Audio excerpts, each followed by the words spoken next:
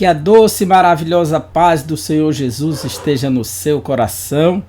Seja muito bem-vindo a mais uma aula da nossa escola bíblica. Eu sou o professor Egivanildo Tavares e falo aqui da Assembleia de Deus em Santa Rita, na Paraíba, que é liderada pelo pastor Djalma Silva. Seja muito bem-vindo.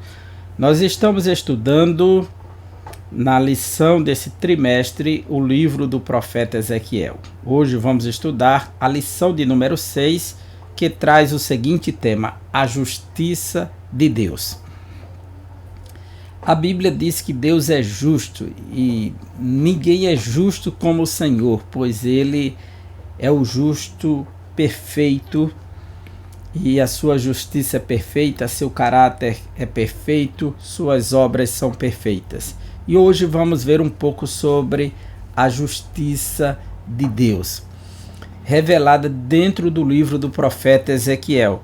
Esse é um tema muito importante, ele vai ser abordado em cima do capítulo 14, de forma muito específica dos versículos 12 a 21, embora o capítulo todo tenha 23 versículos, nós vamos abordar apenas do 12 ao 21. Então esse tema da justiça de Deus é importante porque ele domina todas as escrituras. E nos vale ressaltar que quando falamos da justiça de Deus, há dois aspectos dessa justiça. A palavra justiça é tissadik, né? E aí você tem a palavra tissidikeno, minha justiça, Yahvé tissidikeno, Senhor é a nossa justiça. Tissaduceus, os saduceus, que é os justos, né?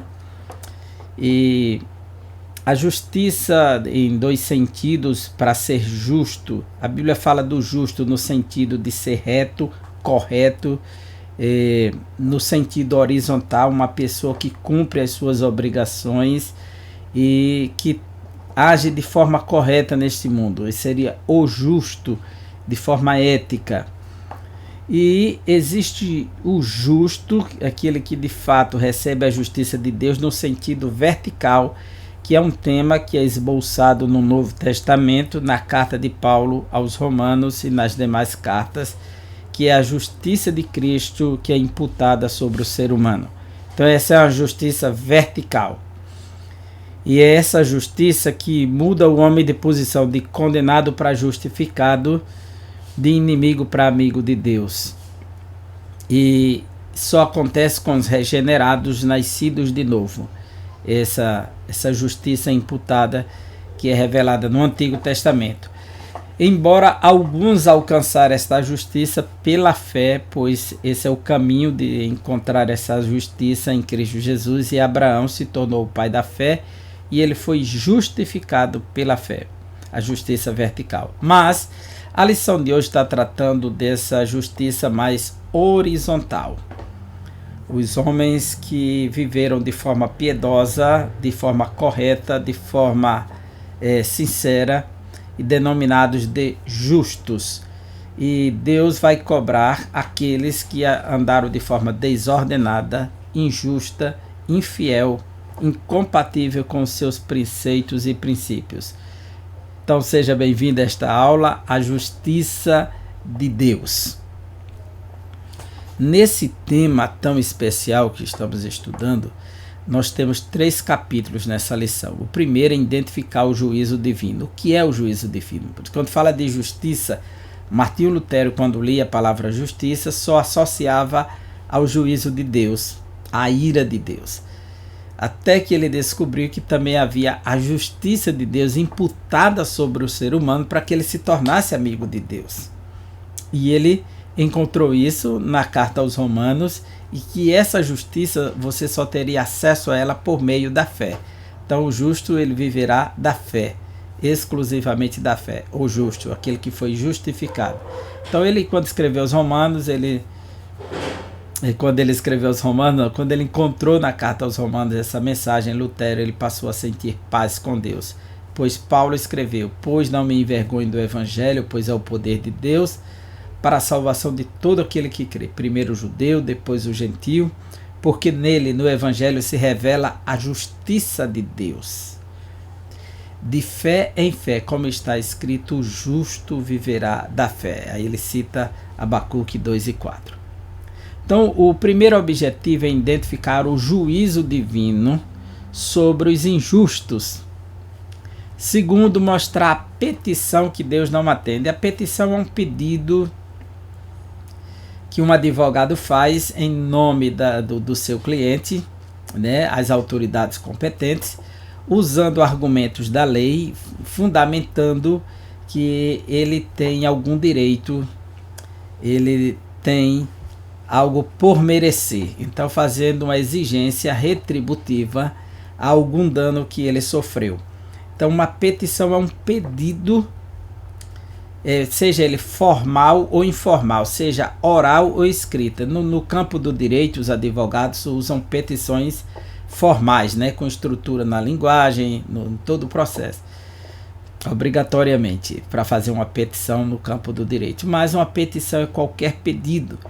O rei Assuero disse para Esté: qual a tua petição e o teu pedido? Então ele usa essa expressão, qual a tua petição?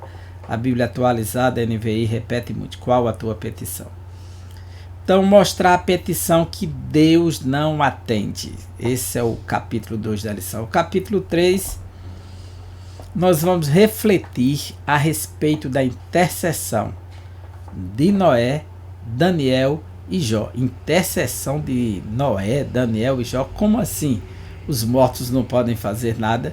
Não é este o propósito, mas vamos entender através da lição. E eles não estão aí por acaso, é uma citação do profeta Ezequiel.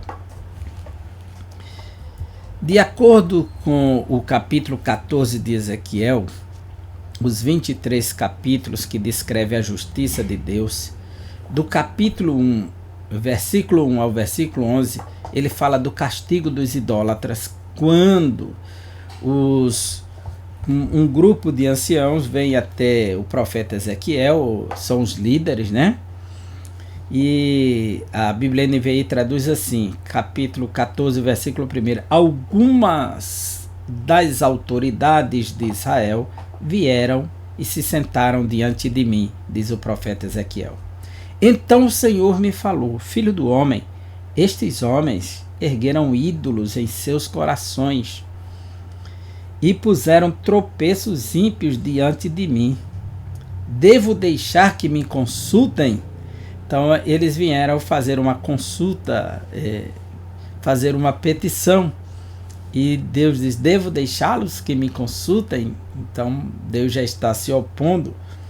Ora, diga-lhes, assim diz o soberano Senhor: quando qualquer israelita erguer ídolos em seu coração e puserem tropeço ímpio diante do seu rosto, e depois for consultar um profeta, eu, o Senhor, eu mesmo responderei a ele conforme a sua idolatria.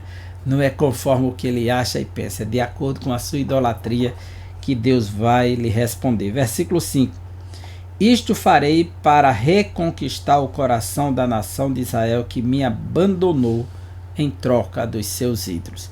E a resposta de Deus, seja ela para punir, para corrigir, para restaurar, ela tem um propósito: trazer de volta o coração, reconquistar o coração da nação de Israel que me abandonou em troca de ídolos. Dos versículos 12 ao 23, ele trata da justiça de Deus e estabelece aí 4 juízos, como Deus implanta a sua justiça sobre o seu povo. O caso da nação de Israel, que é especificamente a nação de Judá, naqueles dias, e aqui trata-se como casa de Israel, porque Israel já não existe mais, mas Deus trata como um só povo, tratando com o velho nome antes da monarquia ser dividida, da monarquia unida, casa de Israel, povo de Israel.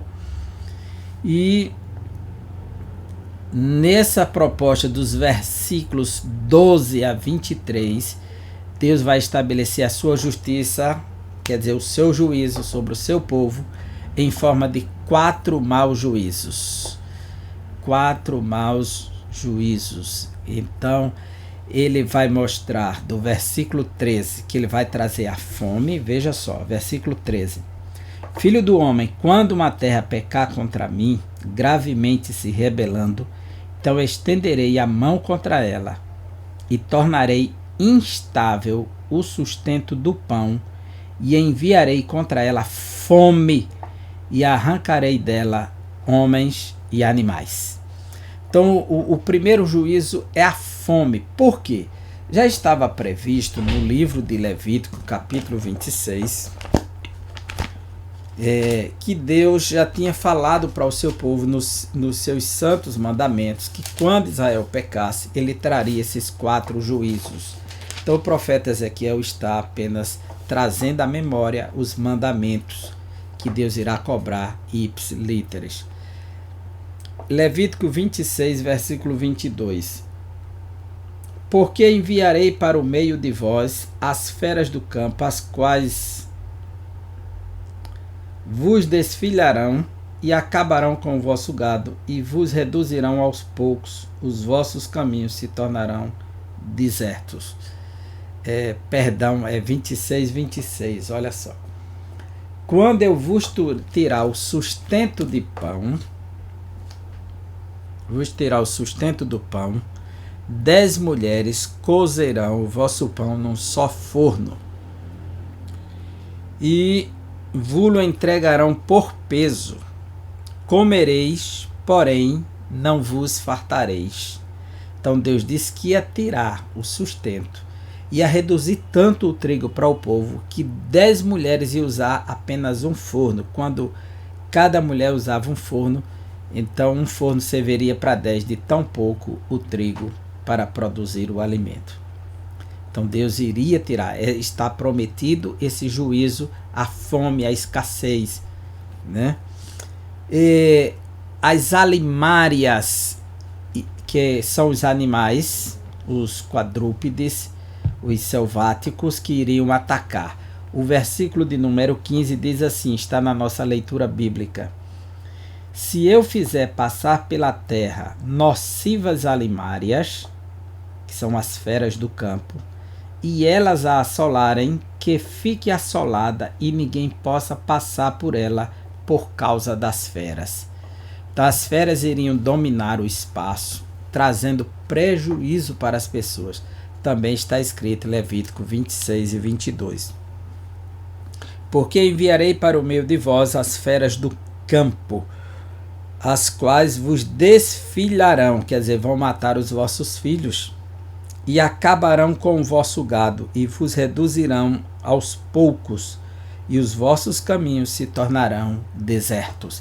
Então esse juízo, por meio das feras, viriam da fome, as feras, que são as alimárias, as feras do campo. Terceiro, a espada, que é a guerra. Levítico 26, versículo 25, parte A, diz assim: trarei sobre vós a espada vingadora da minha aliança, quando vos ajuntardes nas vossas cidades. Então Deus vai trazer a espada vingadora da minha aliança. Então faz parte da mensagem do pacto, da aliança, do Pentateuco. Por isso que está registrado que Deus traria essa punição. E o verso 17 diz assim na nossa leitura: ou se eu trouxer espada sobre tal terra e disser, espada passa pela terra, e eu arrancar dela homens e animais. E quarto, as doenças, a peste. De acordo com Levítico 26, versículo 25, parte B, ele diz: enviarei a peste para o meio de vós, e sereis entregues na mão do inimigo. As doenças. E nós podemos ver um resumo de tudo isso no livro de Deuteronômio, capítulo 32, embora tenha de forma bem extensa no capítulo 28, né? E 29, que fala da bênção e da maldição, e segue na sequência desses quatro maus juízos, né? Esses juízos que vêm para destruir o seu povo. Então, no livro de Deuteronômio, capítulo 32, está escrito na lei de Moisés, aqui o resumo dessas 4 leis, os 4 juízos, né, estão na lei. 24 e 25, que diz 32, 24 e 25. Consumidos serão pela fome, devorados pela febre e peste violenta, e contra eles enviarei dentes de feras e ardente peçonha de serpente do pó. Fora devastará a espada, em casa o pavor, tanto ao jovem como à virgem, tanto à criança de peito como ao homem encanecido. Veja que estão aqui os 4 maus juízos. Então, no livro de Ezequiel, capítulo 14, versículo 21, diz assim, que está na nossa leitura bíblica em classe: porque assim diz o Senhor Jeová, quanto mais se eu enviar os meus 4 maus juízos, a espada e a fome e as nocivas alimárias e a peste contra Jerusalém, para arrancar dela homens e animais. Então, essa segunda parte do texto, fica claro que ela está dividida em 4 partes, que é o texto da lição de hoje a ser abordado, mas você volta a olhar para o texto, ele está dividido nesses 4 maus juízos: o pão, que é a fome, as alimárias, os animais selvagens, a espada, que é a guerra, e a peste, que são as doenças. Ok? Então, vamos ficar atentos para estar explorando bem esses textos, né? E ficar mais claro para nós durante o transcorrer da aula. O nosso textuário diz assim: com o puro te mostrarás puro, com o puro te mostrarás puro, e com o perverso te mostrarás indomável. Na realidade, aqui nós temos uma antítese poética do paralelismo poético dos Salmos. O Salmo 18, versículo 26, ele está entre os versos, se você observar, o 25 e o 27, está aqui o 26. Eu coloquei aqui no texto NVI esses 3 versos sequenciados para você ver que há um paralelismo. O que é paralelismo? São 2 ideias paralelas. E quando ele coloca ou essa ideia é sinonímica, ele repete o significado com outras palavras, ou ele coloca em oposição, ou seja, luz e trevas, bem e mal, puro e impuro. Embora o sentido de puro aqui é o sentido de injusto, né? De impuro aqui nesse sentido. Vamos ver. Ao fiel te revelas fiel, ao irrepreensível te revelas irrepreensível, ao puro te revelas puro, mas com o perverso reages à altura. Veja como foi. Te mostrarás indomável, reages à altura, na Bíblia NVI. Salvas os que são humildes, mas humilhas os de olhos altivos. Então aqui você tem versos 25, 26 e 27. De acordo com a Bíblia Viva, ele diz assim: tu revelas a tua pureza ao homem puro de coração, mas para o homem que torce os teus mandamentos, tu mostras a tua ira. Veja o verso 16 nessa tradução. Com o puro te mostrarás puro. Então, tu revelas a tua pureza ao homem puro de coração. E com o perverso te mostrarás indomável. Mas para o homem que torce os teus mandamentos, ou seja, o perverso, que não se adequa aos mandamentos de Deus, tu mostras a tua justa ira. Te mostrarás indomável, que é justamente a revelação da sua ira. E essa é a antítese que está aqui para mostrar como Deus se opõe a toda maldade humana na sua justa justiça e santidade e perfeição. A verdade prática diz: os agentes do juízo divino revelam que a responsabilidade humana é pessoal. Isso aqui é um fato inegável.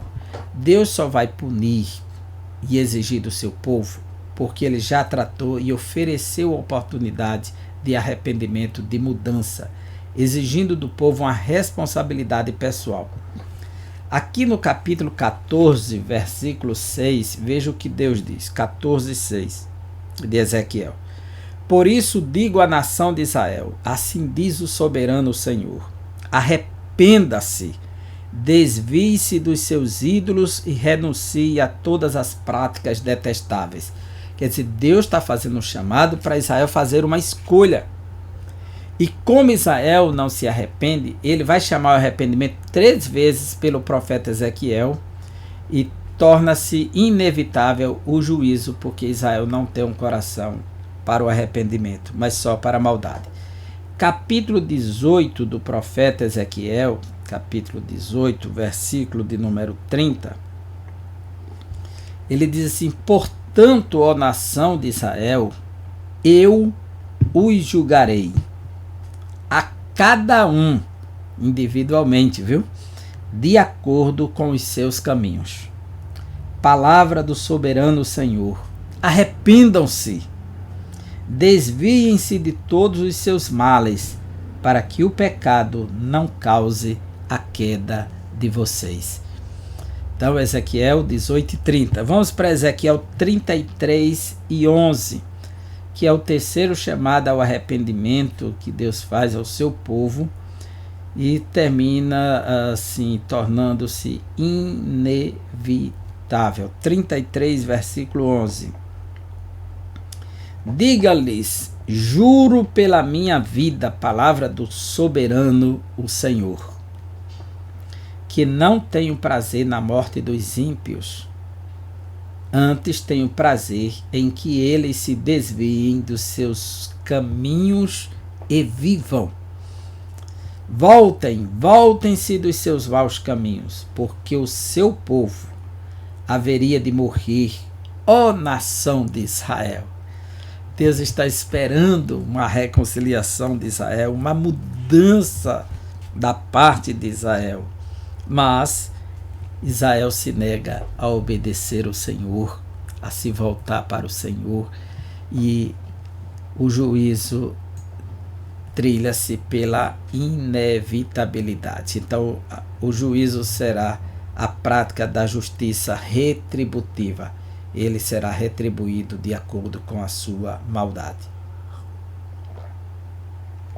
A nossa introdução nos diz: é importante compreender a estrutura do discurso de Ezequiel 14, 12 a 21, considerando que os versículos de 1 a 11 é o momento do encontro e Deus começa a repreender os anciãos, e a partir do 12 ele começa a revelar como serão os juízos, né? Como ele vai colocar em prática a sua justiça, trazendo os 4 males: a espada, a fome, a espada, as alimárias do campo e a peste. É importante compreender a estrutura do discurso de Ezequiel 14, 12 a 21. Estaria o profeta partindo do genérico para o específico? Por que partindo do genérico? Isso aqui é um ponto bastante interessante, porque ele vai abrir o discurso, diz: quando uma nação, quando um povo, então está aberto. Então ele lança uma hipótese aí, que pode ser qualquer nação, qualquer povo. Estaria ele partindo do genérico para o específico? O específico seria seu povo, Israel, Judá e a cidade de Jerusalém. Ou seja, de uma terra qualquer para depois se dirigir à casa de Israel, é o que parece. Veja, o versículo 2: por isso, filho do homem... Eita, perdão, olha, eu voltei agora, tem que voltar ao capítulo 14. Versículo 12. Esta palavra do Senhor veio a mim: filho do homem, se uma nação pecar contra mim por infidelidade, uma nação, veja só, então, pode ser qualquer um, é aberto, é genérico. Aí ele vai partir para Jerusalém, para o específico. Ou seja, de uma terra qualquer para depois se dirigir à casa de Israel, é o que parece. A primeira parte dessa palavra profética é genérica e a segunda é específica, dirigida a Jerusalém. A presente lição tem por objetivo mostrar e explicar a retribuição divina ao pecado de uma nação. Como ninguém fica impune diante de Deus. Sobre a identificação do juízo divino. Como ele é identificado. Então vamos lá.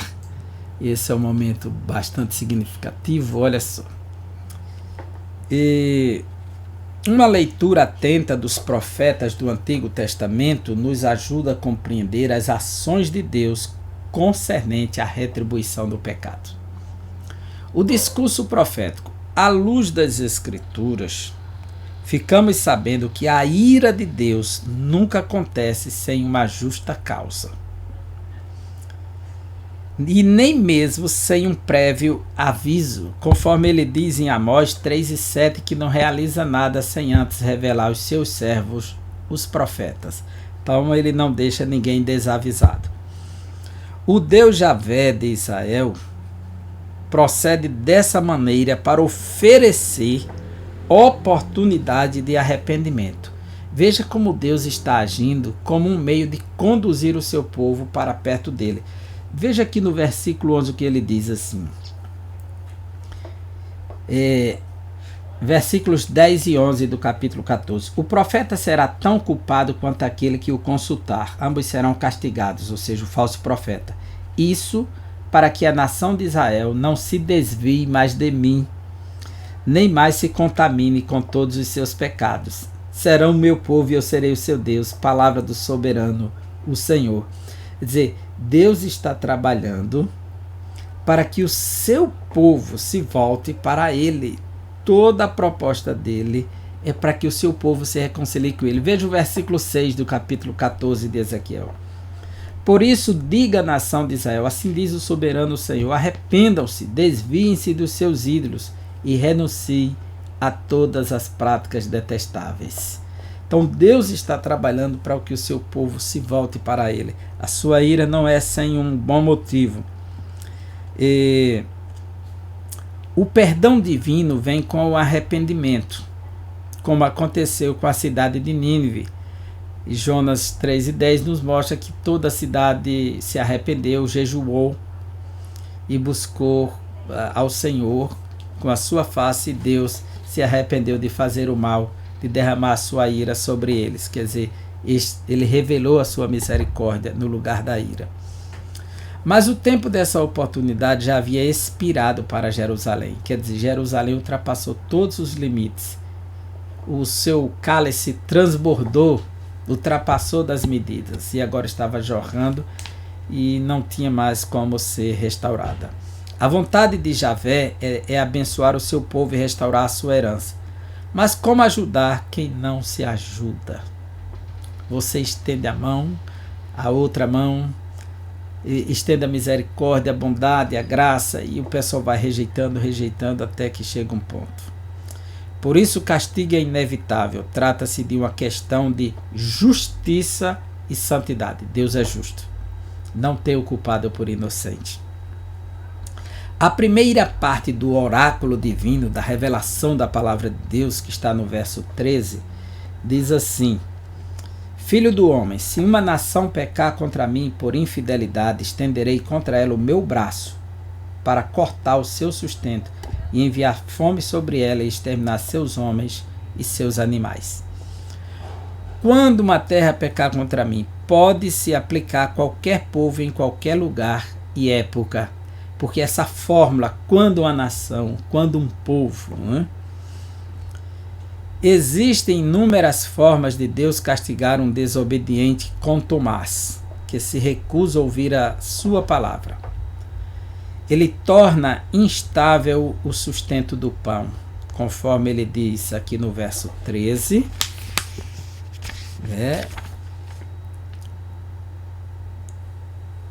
e tornarei instável o sustento do pão, e enviarei contra ela fome, e arrancarei dela homens e animais. No capítulo 4 de Ezequiel, versículo 16, ele diz assim: e acrescentou: filho do homem, cortarei o suprimento de comida em Jerusalém. O povo comerá com ansiedade comida racionada e beberá com desespero água racionada. O cerco babilônico impediu do povo entrar e sair na cidade de Jerusalém.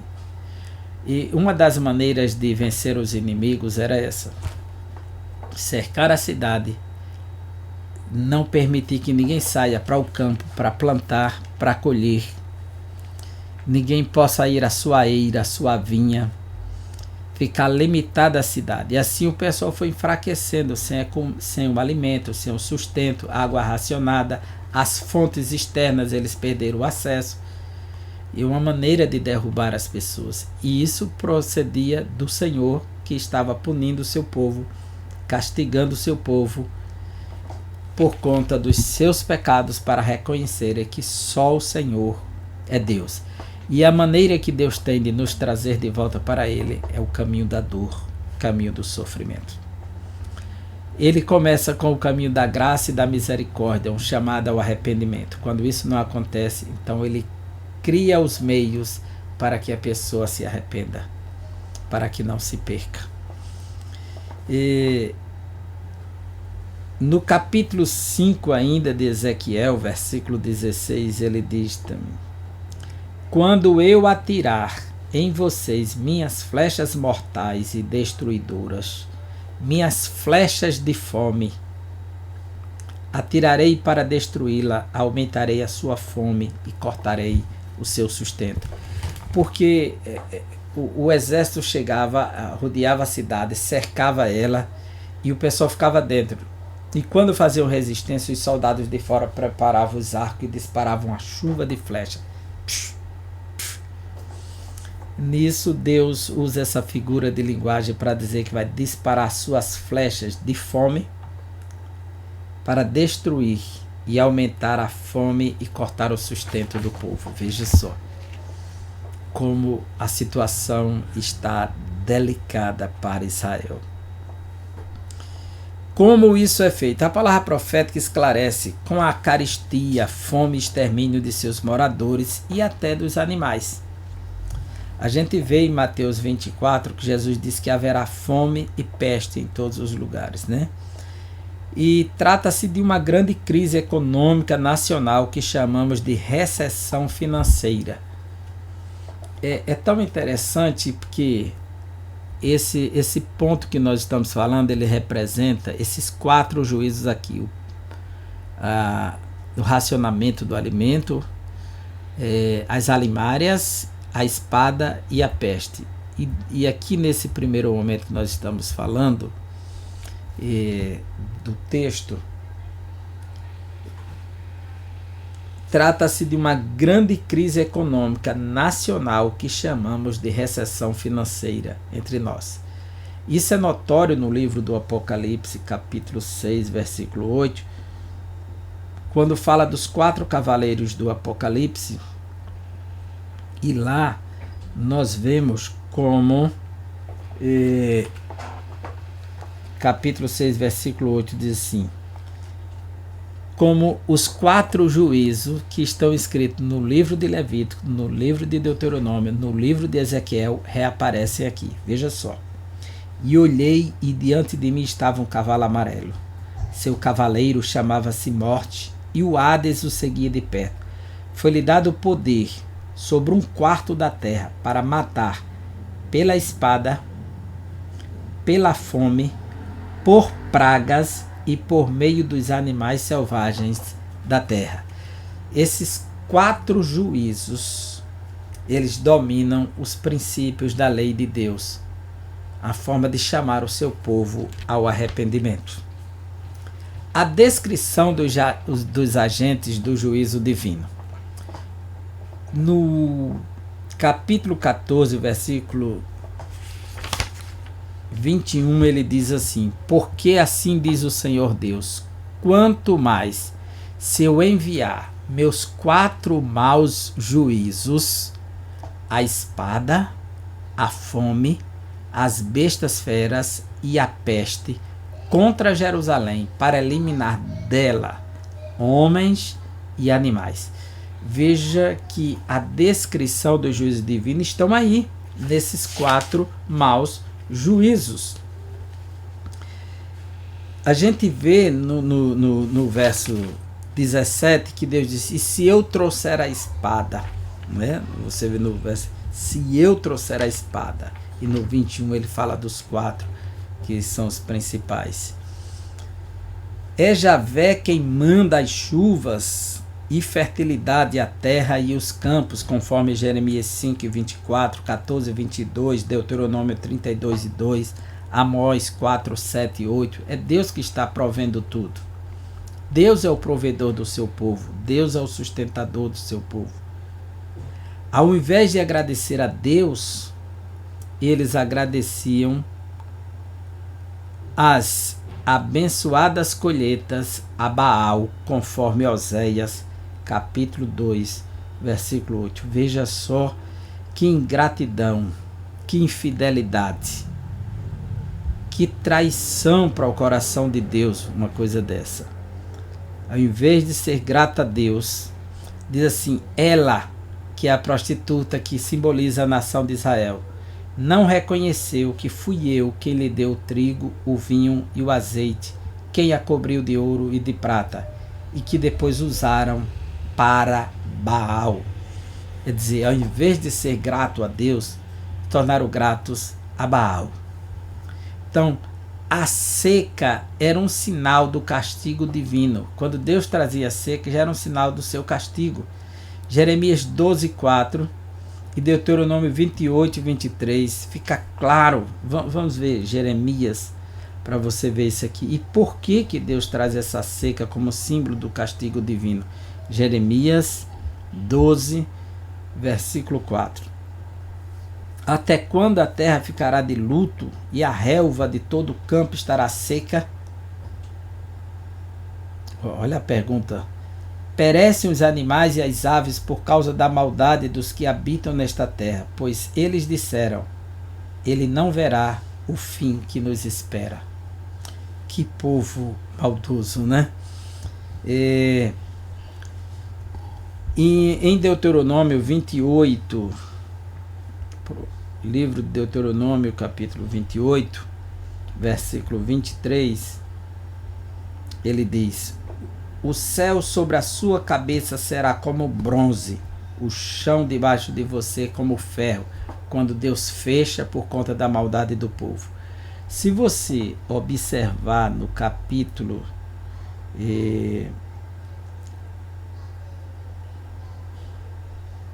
11 do livro de Deuteronômio, ele diz assim, capítulo 11, versículo 8 em diante: obedeçam, portanto, a toda a lei que hoje lhes estou dando, para que tenham forças para invadir e conquistar a terra para onde estão indo, e para que vivam muito tempo na terra que o Senhor jurou dar aos seus antepassados e aos descendentes deles, terra onde manam leite e mel. A terra da qual vocês vão tomar posse não é como a terra do Egito, de onde vocês vieram e onde plantavam as sementes e tinham que fazer a irrigação a pé, como numa horta. Mas a terra em que vocês, atravessando o Jordão, vão entrar para dela tomar posse, é terra de montes e vales e bebe a chuva do céu. É uma terra da qual o Senhor, o seu Deus, cuida. É uma terra da qual o Senhor teu Deus cuida. Os olhos do Senhor, o seu Deus, estão continuamente sobre ela, do início ao fim do ano. Portanto, se vocês obedecerem fielmente aos mandamentos que hoje lhes dou, amando o Senhor, o seu Deus, e servindo de todo o coração e de toda a alma, então, no devido tempo, enviarei chuva sobre a sua terra, chuva de outono e de primavera, para que vocês recolham o seu cereal e tenham vinho novo e azeite. Eu li dos versículos 8 até o versículo de número 14, 8 a 14, de Deuteronômio capítulo 11, tá certo? Veja como é uma exigência de Deus para o seu povo que ele estava dando a terra, que eles deveriam obedecer para desfrutar das bênçãos divinas. Sobre a petição que Deus não atende. Aqui nós vamos ver algo interessante sobre a petição que Deus não atende. Se me permite, nesse momento, sobre a petição que Deus não atende, exemplos de intercessão pelo pecador. Deus aceitou poupar a cidade de Sodoma e Gomorra, atendendo à oração intercessória de Abraão. Isso se houvesse pelo menos 10 justos em Sodoma. Quer dizer, Deus só iria poupar essa cidade se houvesse 10 justos. A Bíblia diz que só tinha um justo lá dentro. O justo Ló que afligia sua alma todos os dias, disse Pedro na sua segunda carta. O justo Ló que afligia. Mas só havia um, não havia. Então Ló escapou com 2 filhas, a esposa ficou no meio do caminho, seus genros também, todo mundo pereceu. Não.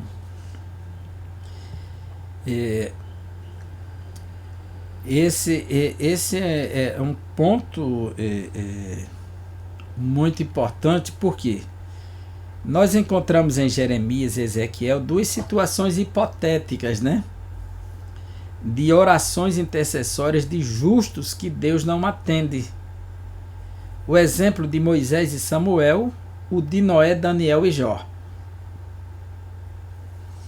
No primeiro, exemplos de intercessão pelo pecador, Deus aceitou poupar as cidades de Sodoma e Gomorra, atendendo a oração intercessória de Abraão. Isso se houvesse pelo menos 10 justos em Sodoma.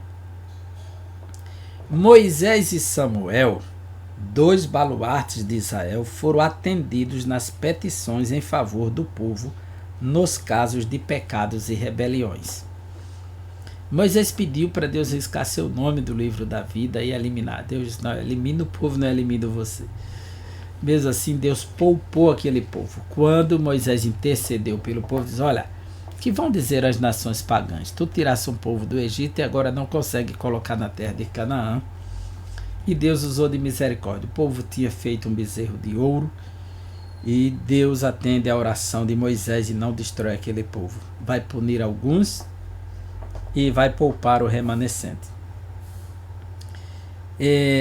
No livro de Números 14, 19 e 20, mais uma vez Moisés intercede. No primeiro livro de Samuel 7, 5, 6 e 9, Samuel intercede pelo povo logo no começo do ministério.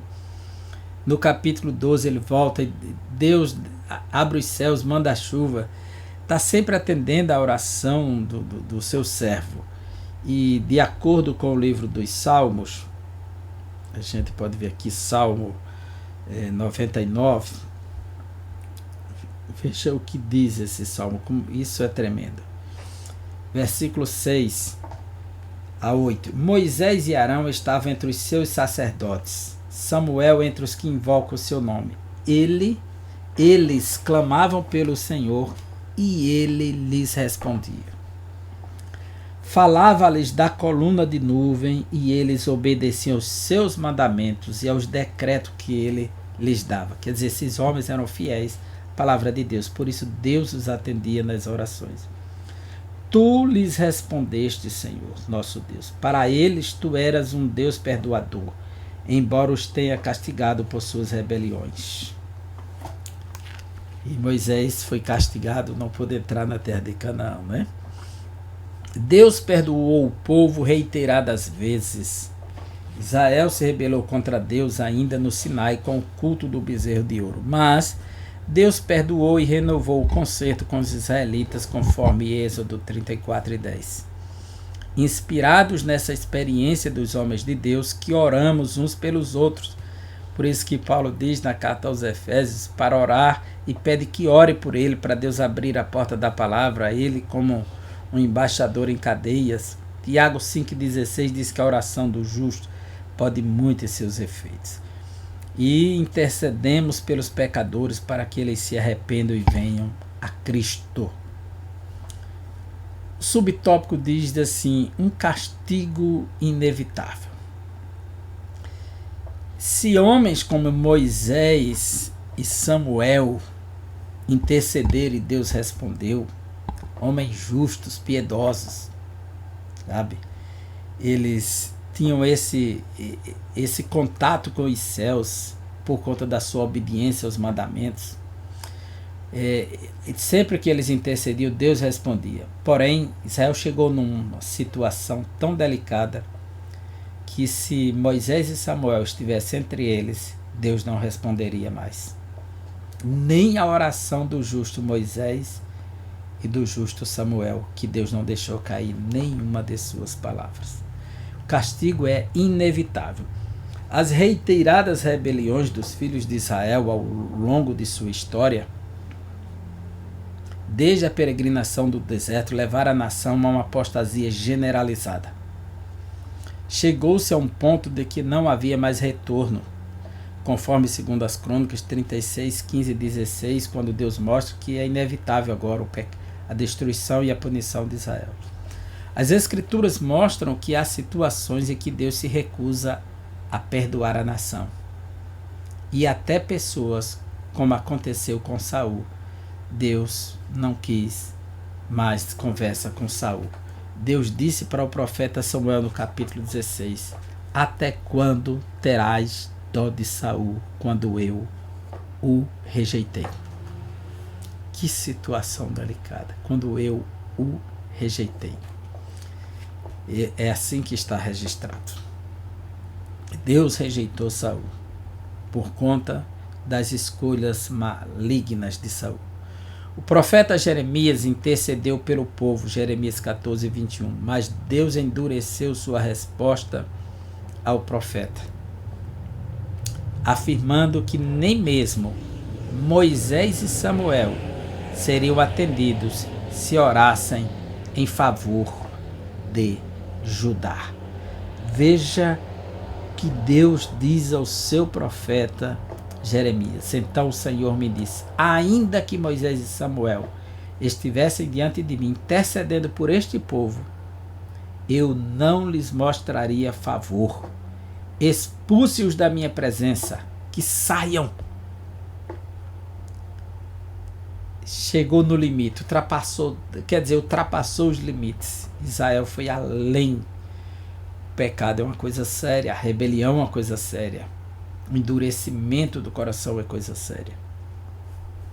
Quando Deus não atende à oração intercessória de um justo, porque Samuel era justo, Moisés era justo, se eles estivessem, não salvaria o povo de Jerusalém.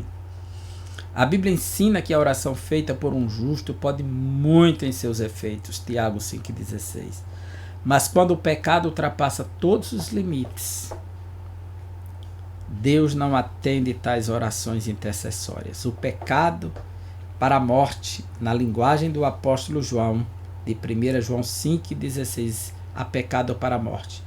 É a apostasia total, tanto individual quanto coletiva, que se aparta da fé e abjura o seu Deus, conforme Hebreus 10, 28 e 29.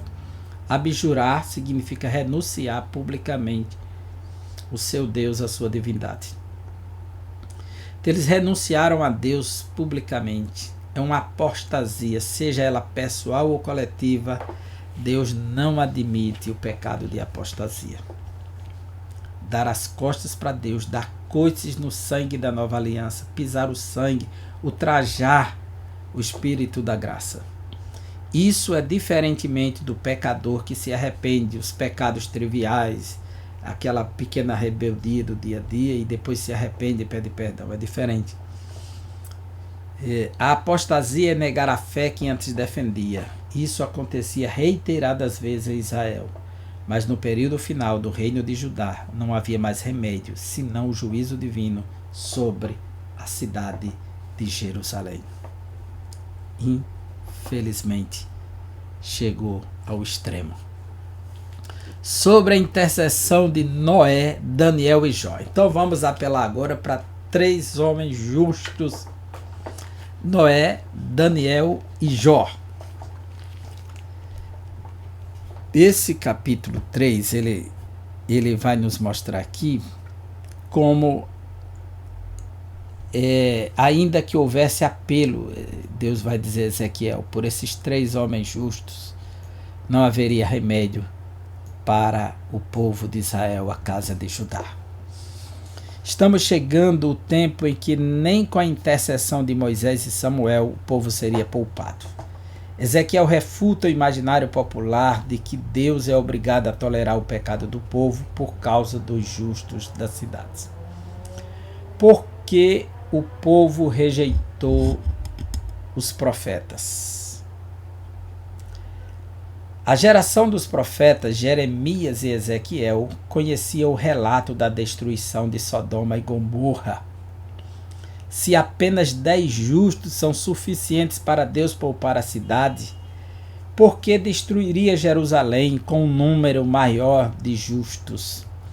Veja em Gênesis 18:32, quando Abraão intercede por Sodoma, aí Deus diz: se houver 10 justos, se houverem, ou se houver 10 justos lá, eu vou poupar. Mas se houver. Mas o caso de Jerusalém agora é diferente. Essa era uma das razões pelas quais a maioria não acreditava no juízo divino anunciados pelos profetas. Eles entendiam que, assim como Deus disse que se tivesse 10 justos poupava, eles teriam mais de 10 justos dentro da cidade, dentro do país. Então Deus não iria punir, porque a sua palavra diz: se houver 10 justos, eu não vou destruir. Mas só tinha o justo Ló.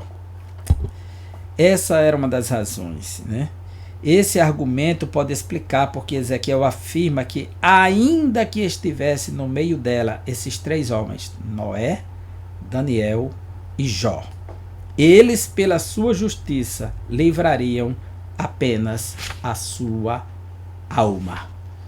O versículo 14 cita, e o versículo 20, esses 3 homens. Esse oráculo está entre os mais severos. Veja que todas as vezes que os 3 justos são mencionados, vêm acompanhados da chancela de autoridade espiritual. Diz o Senhor Jeová. Veja o versículo 14, como diz. 14. E ainda que estivesse no meio dela esses 3 homens, Noé, Daniel e Jó, eles, pela sua justiça, livrariam apenas a sua alma, diz o Senhor Jeová. Versículo 20. Ainda que Noé, Daniel e Jó estivessem no meio dela, vivo eu, diz o Senhor, que nem filho nem filha eles livrariam, mas só livrariam a sua própria alma pela sua justiça, porque assim diz o Senhor Jeová. É uma chancela de punição, que Deus não tem mais como escapar. Noé, Daniel e Jó. Por que esses 3 homens aqui? Por que Daniel entre eles, Noé é considerado o único justo na sua geração. Diga aí, Noé. Há quem se surpreenda em ver o nome de um jovem entre 2 grandes e antigos patriarcas. Mas a pergunta deveria ser invertida. Por que Daniel? Pois Daniel era judeu, mas Noé e Jó não eram israelitas. Que a linhagem de Israel, ela se forma a partir de Abraão, que gera Isaac, Isaac gera Jacó, e Jacó as 12 tribos. Então, nenhum dos 2 era israelitas. Noé viveu muito antes, e Jó também de outro período patriarcal, provavelmente um árabe, Jó, de acordo com a sua localização geográfica, provavelmente. E esses homens estão citados aqui como símbolos de justiça, de piedade, de integridade, e Daniel no meio. Então, Daniel é judeu e Daniel é jovem. Aí tem um problema no meio, Porém, eram exemplos de justos reconhecidos de todo o povo, pois adoraram e serviram o mesmo Deus, Javé de Israel, Criador dos céus e da terra. Mas somente a justiça de Cristo é extensiva a todos os pecadores que creem. O que ele está dizendo é que, se esses 3 homens estivessem dentro da cidade, Noé, Daniel e Jó não poderia transferir a sua justiça para a cidade, para salvá-la, para o povo, para salvá-los. Somente a justiça de Cristo é transferida aos pecadores quando eles creem e se arrependem dos seus pecados. Então, arrependei-vos e crede no Evangelho. E quando ele crê, Deus imputa a justiça de Cristo sobre ele. Então, só a justiça de Cristo pode ser transferida para as pessoas que creem no Evangelho. A não ser, ninguém mais pode transferir a sua justiça. Porque essa justiça aqui, essa retidão de Jó, essa retidão de Daniel e de Noé, é a retidão horizontal. A de Cristo é a vertical. E o profeta Daniel. Nos últimos tempos tem surgido questionamentos sobre a identidade de Daniel. Argumentos para explicar não ser o próprio Daniel da Bíblia. E é aqui que mora um pequeno problema.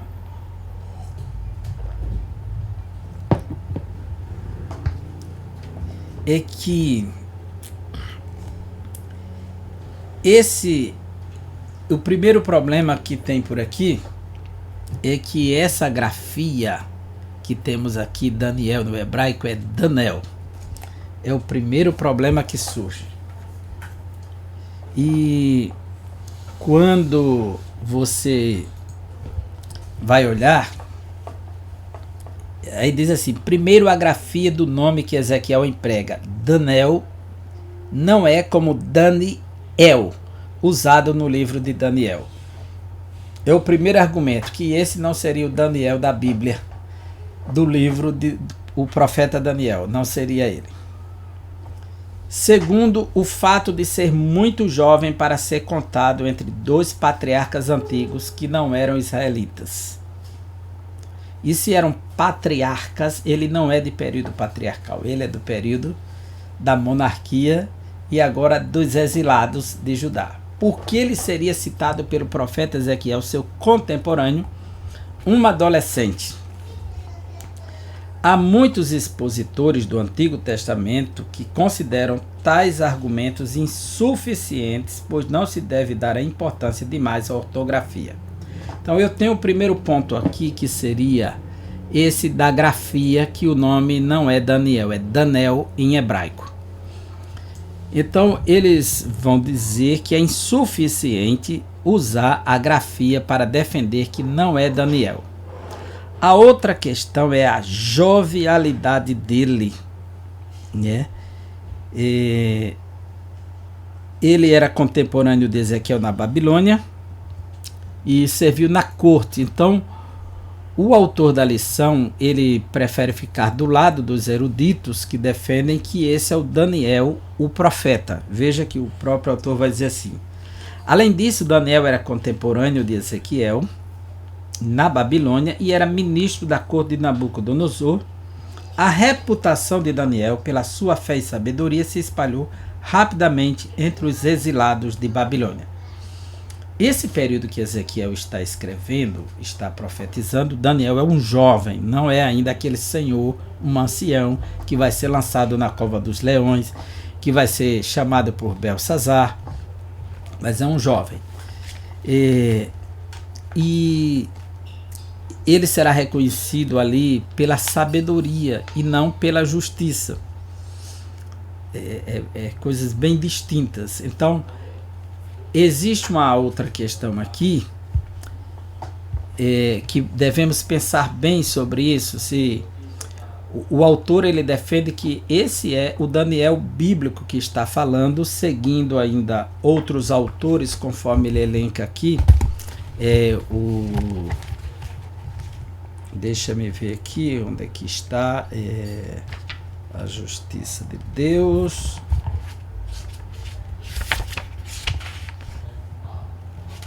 A justiça de Deus. Porque há autores que vão dizer que o nome Danel da grafia hebraica Daniel, corresponde a um nome que foi encontrado em 1929, que é um épico cananita de Hai-Shanhar. Esse épico de Hai-Shanhar, nas pedras cuneiforme da antiga Ugarit, a cidade de Ugarit, é datado de 1400 a.C. É o épico de Akahat. Nesses escritos mitológicos, em Ugarítico aparece uma personagem chamada Danel, descrita como um homem justo e respeitado que trabalhava como juiz. Então, muitos eruditos entendem que Ezequiel está tratando desse Danel, que era tratado como justo, que foi encontrado nos textos ugaríticos. Porém, tem dois eruditos que ele está sempre citando aqui dentro, que é o Zimmerli e Greenberg, que eles são favoráveis a essa visão do texto do épico de Atahat, que é o Daniel Ugarítico, tá certo? Ele seria favorável a esse daqui. Porém, o autor da lição, que é o pastor Ezequiel Soares, segue o caminho do erudito Daniel Bloch e Horace Dummel e Charles Lee Feinberg, que defendem que seria o Daniel bíblico. E você vai defender qual? Eu, particularmente, acredito que não seja o Daniel bíblico, né? Pelo próprio texto, não só pela grafia Daniel, também não posso afirmar, não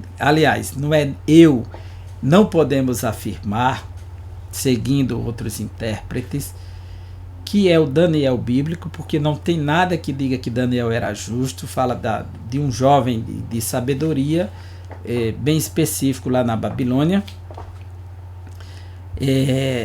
O nome é Daniel, a jovialidade e a questão dos filhos, que vai aparecer no verso 16 e no verso 20. Veja só.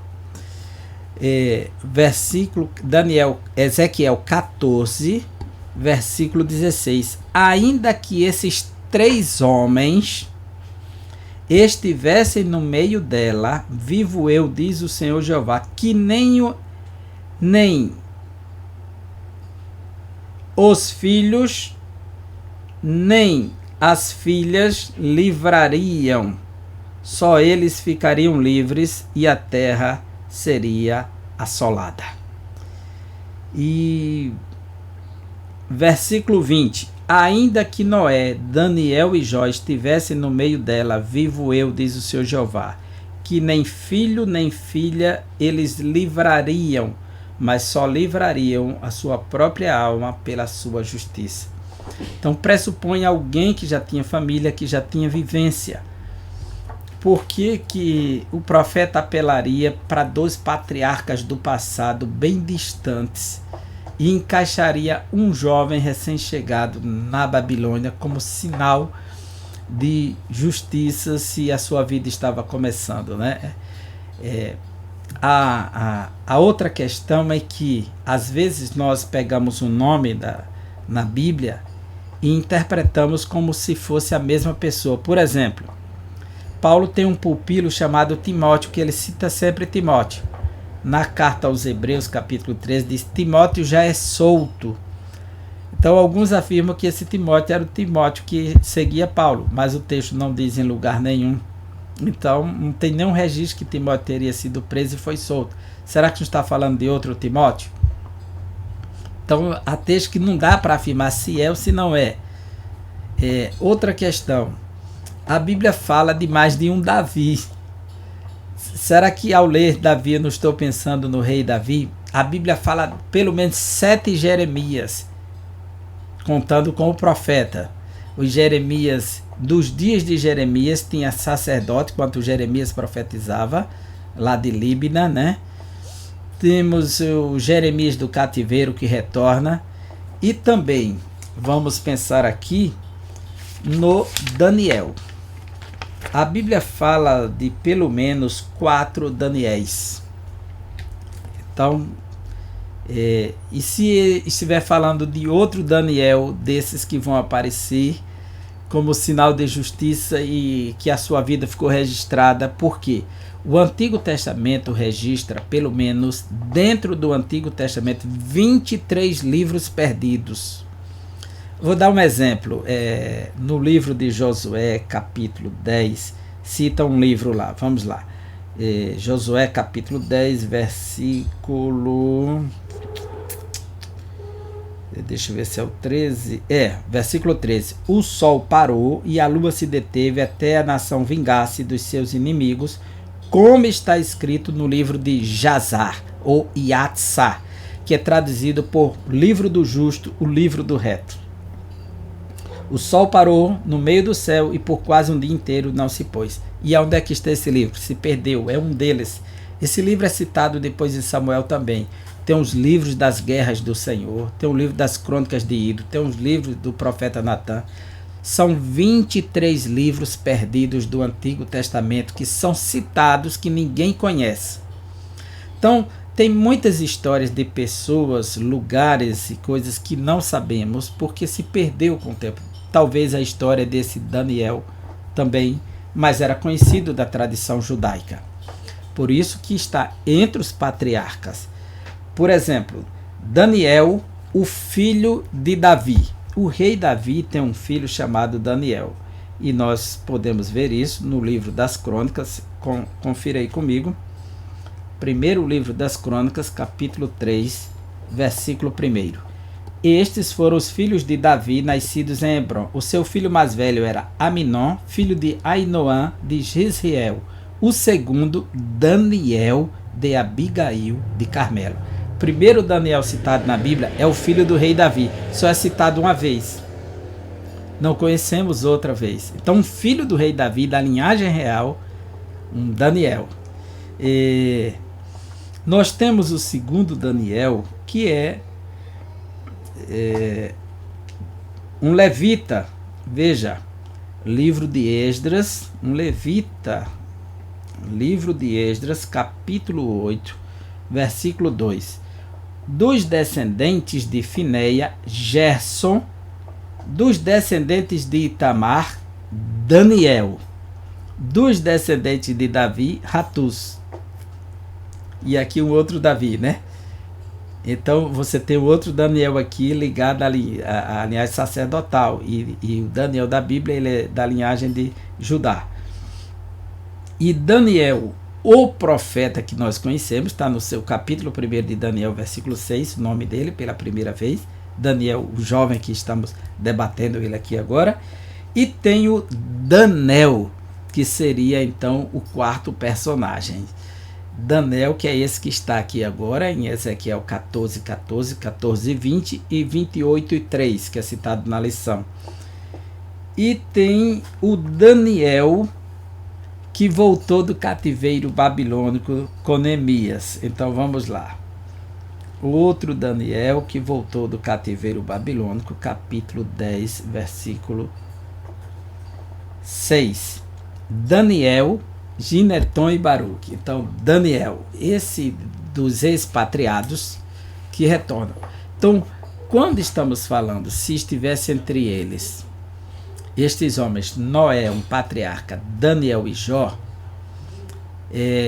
alguns querem associar esse Daniel por ser o Daniel ugarítico, outros, para não associar a um personagem mitológico pagão, aplica direto ao adolescente, que é o caso que está sendo defendido aqui na lição, né? Esse viés. Mas há uma terceira via, que diz que pode ter sido outro Daniel bíblico que nós não conhecemos. Pode ter sido um desses que viveram, né, no passado, que fizeram histórias, que está entre os judeus, também citado na Bíblia, mas não sabemos nada da sua história. É como um Jabés da vida, que fez uma oração e não se fala mais desse Jabés em lugar nenhum. É como um rei Lemuel, citado no Provérbios 31, que só aparece em um lugar e não se sabe mais nada sobre ele. Então existem essas questões, mas você decida aí a interpretação, o autor da lição. Eu estou dando apenas, ampliando o leque para você que é professor, que gosta de estudar, das possibilidades de interpretação e visão de um texto, para não limitar nem fechar o texto demais tá certo? Mas não para polemizar, tá certo? Não é a questão de polemizar, é mostrar como é possível ver até à luz do texto outras possibilidades de interpretação, tá bom? Porque o problema é a questão da jovialidade e aonde ele está inserido entre dois patriarcas do passado, Noé, Daniel e Jó, pessoas que tiveram filhos no passado, que denominados de justo. Por exemplo, o livro do Gênesis diz que o livro do Gênesis, capítulo 7, diz assim: então o Senhor disse a Noé: entra na arca, você e toda a sua família, por você é o único justo que encontrei nessa geração. Quer dizer, que é mais justo do que Noé? Já pensou? O livro de Jó diz assim acerca de Jó: